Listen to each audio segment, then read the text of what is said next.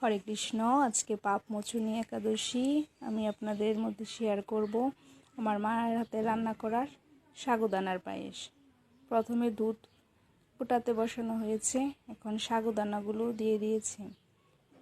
সাগুদানাগুলো 1 ঘন্টা আগে ভিজিয়ে রেখেছে।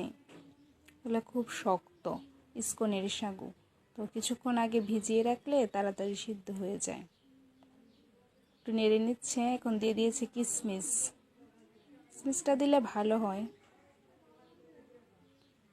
সিদ্ধ হয়ে গেছে, একদম লো আছে রান্না করবেন। এখন দিয়ে দিচ্ছে আরও দুধ।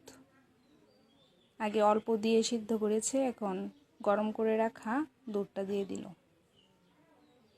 চিনি দিয়ে দিচ্ছে। চিনি আপনারা আপনাদের প্রয়োজন মতো দিয়ে দিবেন।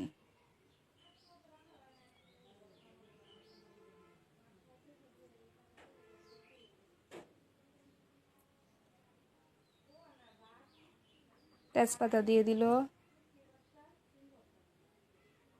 তেজপাতা দিলে একটা গ্রান আসে। হয়ে গেছে। চুলাটা অফ করে দিল। বেশি একটা সময় লাগে না। একটু পাতলা থাকলে দিলেই ভালো। বাটিতে তুলে নিচ্ছে ভগবানের ভোগের জন্য।